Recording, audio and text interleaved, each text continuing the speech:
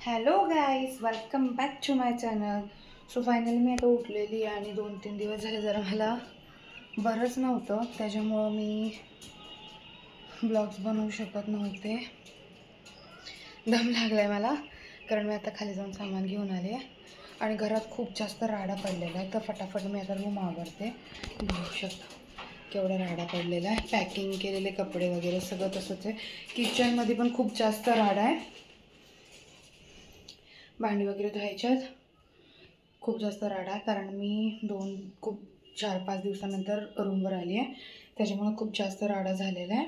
आणि आजारी होते ऑलरेडी मी, आणि त्याच्यामध्ये घरी आल्यानंतर येताना भिजले तर अजून जास्त आजारी पडले. सो आज थोडेसे गप्पा मारूयात. पहिले मी काम आवरते सगळं आणि त्याच्यानंतर आपण थोडेसे गप्पा मारूयात. तर चला, कंटिन्यू बघत राहा. सो फायनली माझी सगळी कामं झालेली आहेत. मी आज दिवसभर काहीच शूट नाही केलं कारण की मला थोडंसं बरं नाही आहे. जसं मी सकाळच्या क्लिपमध्ये सांगितलं तुम्हाला, बरं नसल्यामुळं मला कामं केल्यानंतर थोडंसं विकनेस फील होत होता, म्हणून मी झोपून गेले आणि आता उठले, फ्रेश वगैरे झाली आहे. सो बरेच दिवस झाले माझे ब्लॉग्स येत नाही आहे. म्हणजे मी ब्लॉग शूट करते पण मला अपलोड करायची इच्छा होत नाही आहे, कारण की प्रत्येक माझ्या व्हिडिओवरती किंवा मी रील्स टाकते किंवा व्हिडिओ टाकते, ब्लॉग टाकते, तर त्याच्यावर मला असे प्रश्न येत आहेत की तू इतकी हॅप्पी कशी काय आहेस, किंवा तुला काही फील होत नाही आहे का, किंवा तुला त्रास होत नाही आहे का, हे सगळ्या गोष्टी झाल्यात आणि तू एवढ्या लवकर कशी काय मूव्ह ऑन करू शकते. म्हणजे मी लोकांना, माझं एक असं आहे, मी तुम्हाला माझ्या पहिल्या ब्लॉगमध्ये पण सांगितलं आहे, मला लोकांसमोर मी रडते हे नाही दाखवायचं आहे. मी हॅप्पी आहे, मी पुढे जायचा प्रयत्न करते, ह्याच गोष्टी मला दाखवायच्या आहेत लोकांना. की मी खचली आहे हे लोकांना दाखवून अजून लोकांनी त्याचा फायदा उचलावा अशी माझी इच्छा नाही आहे. मी खचली आहे का नाही खचली आहे, किंवा मला किती त्रास होते हे मी सगळ्या गोष्टी व्हिडिओवर नाही दाखवू शकत. तर काही लोकांचं असं म्हणणं आहे की तू जे काय आहे ते रिअल दाखव. तर मी जे काय करते ते रिअलच दाखवते आहे. ते काही लोकांसाठी माझं म्हणणं राहील, मी नाव नाही घेत. आणि हां, तर त्याच काही लोकांचं म्हणणं असं आहे की तुझी रिअल स्टोरी दाखव लोकांना, तू काय करते आणि काही नाही. तर माझ्यासोबत काय काय घडलं आणि काय काय झालं हे मी आत्तापासनं चालू करणार आहे तुम्हाला सांगायला. तर प्लीज माझा हा ब्लॉग पूर्ण बघा. ह्याच्यामध्ये थोडीशी सुरुवात करूया आपण. सो व्हिडिओची क्लॅरिटी एवढी छान येत नसेल, कारण की तुम्हाला सगळ्यांना माहिती आहे की मी आता अँड्रॉइडमध्ये शूट करते आणि माझ्याकडे एवढ्या साऱ्या गोष्टी नाही आहेत, जसं की रिंग लाईट वगैरे. आणि पावसामुळं थोडंसं लाईटीचा पॉवर कमी आहे, त्याच्यामुळे मी टॉर्च लावून आता शूट करते. सो मी जसं तुम्हाला सांगितलं आता की मी आता छोट्या छोट्या गोष्टी बोलायला स्टार्ट करणार आहे. मुळात खूप लोकांना माझी लव्ह स्टोरी कुठं, कधी, कशी स्टार्ट झाली ही ऐकायची आहे. सो माझी लव्ह स्टोरी स्टार्ट झाली 2019 डिसेंबर 25 तारखेला. मी एका शूटला गेलते आणि त्या शूटवर संदीप हा DOP म्हणून होता आणि मी as a actor, lead character म्हणून गेलते. ती वेबसिरीज काही जास्त चालली नाही, पण मी त्या वेबसिरीजमध्ये लीड कॅरेक्टर केलं. छान असा रोल होता माझा लीडमध्ये आणि खूप छान दिवस होते ते. मला वाटलं नव्हतं कधी मी रिलेशनमध्ये येईन. आणि त्याच टाईम पिरियडमध्ये माझं आजीचं वारणं, माझा डिप्रेशन, ह्या सगळ्या गोष्टी होत्या. आणि त्याच्यानंतर आमची थोडी थोडी भेटणं वाढत गेलं. माझं आणि संदीपचं भेटणं, बोलणं वाढत गेलं. आणि त्याच वेळेस बोलता बोलता, भेटता भेटता कधी मी त्याच्या प्रेमात पडले हे मला नाही माहिती. ऑलमोस्ट 1 इयर तर मे बी मला हे माहीत नव्हतं की मी त्याच्या प्रेमात आहे. किंवा आमची फ्रेंडशिप बॉन्ड खूप छान होतं. 1 वर्षभर खूप मस्त होतं. आणि एक 8 महिन्यानंतर आम्ही दोघांनी एकमेकांना सांगितलं की नाही, असं-असं आहे. फ्रेंडशिपपेक्षा जास्त कुठेतरी आपल्या गोष्टी होत आहेत. ह्या गोष्टी आम्हाला कळाल्या. फ्रेंडशिपपेक्षा काहीतरी जास्त आहे हे आम्हाला कळालं. त्याच्यानंतरनं आम्ही रिलेशनमध्ये आलो आणि रिलेशनमध्ये यायच्या आधी खूप काही गोष्टी घडल्या होत्या माझ्या पास्टमध्ये. जे काय सगळा पास्ट माझा त्याला माहिती आहे आणि त्याला खूप अशी एक गोष्ट नाही आहे, की त्याला काही माहीत नसेल माझ्या पास्टबद्दल. सगळ्या गोष्टी माहिती आहे आणि त्याच्यानंतर आमचं रिलेशन स्टार्ट झालं. आम्ही डेट करायला लागलो. माझं घरी माहीत नव्हतं. बट हां, काही गोष्टी अशा घडल्या. त्याच्यानंतर मी आणि तो ऑलमोस्ट 3-4 वर्ष माझ्या घरी होतो. म्हणजे माझ्या घरी मी त्याला घेऊन राहत होते 3-4 वर्ष. आम्ही एकत्र होतो. माझ्या फॅमिलीसोबत होतो. माझी फॅमिली मला सारखी विचारायची, की "तुम्ही रिलेशनमध्ये आहात का? तुम्ही डेट करत आहात का?" बट मी सांगू शकत नव्हते क्लिअरली. म्हणजे मी सांगायचे, की हा फ्रेंडशिपपेक्षा कुठेतरी काहीतरी जास्त आहे. पण जेव्हा माझी फॅमिली त्याला विचारायची, तर तो नाही सांगायचा, की हां, काहीतरी आहे आमच्यात. कारण ऑफकोर्स कोणालाही भीती वाटते. मी जर त्या व्यक्तीच्या घरात राहते आणि त्याच्या घरच्यांनी मला विचारलं, तर ऑफकोर्स मी पण त्या गोष्टीला घाबरणार. मग मी जॉब करायचे, सगळ्या गोष्टी करायचे. आम्ही सोबत राहायचो, आम्ही जॉब वगैरे करायचो, एकत्र राहायचो. सगळ्या गोष्टी मस्त होत्या. 3-4 वर्ष निघून गेली. त्याच्यानंतर काही गोष्टी वाढत गेल्या. जसं की माझं फॅमिलीमध्ये थोडेसे प्रॉब्लेम्स वाढत गेले. की हा पोरगा का राहतोय तुझ्यासोबत? कशासाठी? बिनलग्नाची तुझी पोरगी आहे.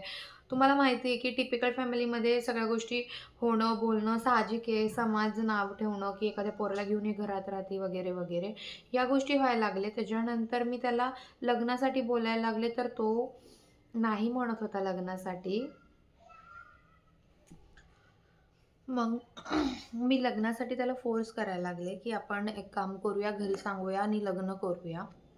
आणि जेव्हा ही वेळ आली, की आपण म्हणजे घरी सांगितलं आम्ही लग्नाबद्दल, तर आधी माझ्या मम्मीनी मे बी त्याला विचारलं असेल, मला नाही माहिती. पण माझी मम्मी अशी बोलली मला, की मी त्याला आधी विचारलं होतं. तो म्हटला, की "आमच्यामध्ये तसं काही नाही आहे आणि माझ्या मनात जर काही असेल, तर मी नक्कीच तुम्हाला सांगेन." आणि अ, त्यांनी ह्या गोष्टी आम्ही एकदा नाही, दोनदा नाही, 3-4 वेळा विचारल्या होत्या, पण त्यांनी नाही सांगितलं. "मग तू आता लग्न आम्ही नाही लावून देणार तुझं माझ्या पोरीसोबत. तू जॉब करत नाही, तू हे नाही, ते नाही." XYZ गोष्टी. ते आमच्या पर्सनल गोष्टी होत्या. ठीक आहे. मग त्याच्यानंतरनं घरामध्ये थोडेसे क्लॅशेस व्हायला लागले माझे मम्मीचे रिलेशनशिपमुळे आणि काही गोष्टींमुळे. म्हणजे थोडंफार पैशांच्या व्यवहारामुळे पण आमचे काहीतरी भांडणं वगैरे व्हायला लागली फॅमिलीमध्ये आणि ते टॉर्चर किंवा ते मानसिक त्रास मला सहन होत नव्हतं. त्यांच्या शिव्यागाळ वगैरे बाकीच्या गोष्टी. सो मी एक पाऊल उचलला. मी म्हटलं, की "तू लग्न कर माझ्याशी, नाहीतर मला विसरून जा." मी त्याच्यासोबत 8 एक दिवस बोलणं सोडून दिलं. मग माझ्या फॅमिलीने मला माझ्या मामाकडे पाठवून दिलं आणि मी मामाकडे राहत होते आणि माझी लग्नाची बोलणी चालू होती. लग्न लावून देण्यासाठी पोरं वगैरे बघायला येणार होती. या सगळ्या गोष्टी घडत होत्या आणि जे की मला त्याच्यावर प्रेम होतं म्हणून मला दुसऱ्या कोणासोबत लग्न करायचं नव्हतं. कारण की मी माझ्या आयुष्यातले 5-6 वर्ष त्याच्यासोबत वाया घालवलेल्या होत्या आणि त्या 5-6 वर्षामध्ये माझं खूप जास्त अटॅचमेंट होतं. म्हणजे मी स्वतःपेक्षा जास्त त्याच्यावर प्रेम करत होते.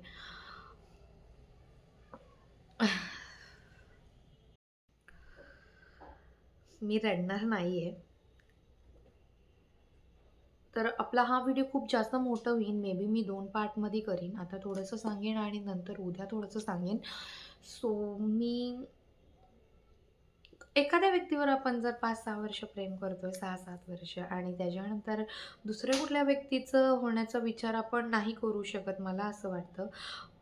त्याच्याकडनं मला काय भेटू दे किंवा नाही भेटू दे, मी पैसे, सोनं नाण्यासाठी त्याच्यासोबत रिलेशनमध्ये कधीच नव्हते. बट जेव्हा माझी खूप वाईट वेळ होती किंवा जेव्हा मला खरंच माझ्या घरच्यांची कोणाची तरी खूप जास्त गरज होती, तेव्हा तो माझ्यासोबत होता. इमोशनली माझ्यासोबत होता. म्हणून मी कुठेतरी जास्त अटॅच होते त्याच्यासोबत. फायनान्शियली जरी नसला तरी इमोशनली एखाद्या माणसाला सपोर्ट करणं खूप गरजेचं आहे. तो सपोर्ट मला त्याच्याकडनं भेटला होता त्या टाईम पिरियडमध्ये आणि त्याच्यामुळं मी त्याच्यासोबत होते. आणि त्याच्यानंतर काही गोष्टी अशा घडल्या आणि मग मी त्याच्यासोबत बोलणं वगैरे बंद करून टाकलं. आणि मी शॉर्टकटमध्ये सांगते, म्हणजे खूप जास्त डीपमध्ये नाही सांगत आहे. आणि त्याच्यानंतरनं मग त्याला असं रिअलाईज झालं, की नाही यार, ह्या पोरीला सोडून आपण नाही राहू शकत, असं-तसं हे त्या गोष्टी. आणि मग नंतरनं मी ठरवलं होतं, की नाही बास, आता मला नाही लग्न वगैरे करायचं ह्याच्यासोबत. जो व्यक्ती स्वतःच्या प्रेमासाठी स्टँड नाही घेऊ शकत, तो व्यक्ती मला आयुष्यभर काहीही सांभाळेल. ह्याच्याकडनं मी काहीच अपेक्षा ठेवल्या नाहीत. तरीसुद्धा तो लग्नासाठी हां नाही बोलू शकत, त्याच्या फॅमिलीला कन्व्हिन्स नाही करू शकत, तर हा व्यक्ती मला कधीच हॅपी नाही ठेवू शकत, असा विचार केला होता मी. पण एक वेळ अशी आली, की त्याचा मला कॉल आला. त्याच्या फॅमिलीमधनं मला कॉल आला. त्यांनी खूप जास्त फोर्स केला मला, की "ये तू, आम्ही लग्न वगैरे लावून देऊ." आणि मग त्याच्यानंतर मी मग मी लग्नासाठी घर सोडून पळून जायची वेळ आली. कारण मम्मी रेडी होत नव्हती. कोणालाच हा नातं नको होतं. बिकॉज इंटरकास्ट मॅरेज होतं आणि त्याच्यामध्ये तो कामाला नव्हता. जे काय होतं ते माझं होतं. मी करत होते.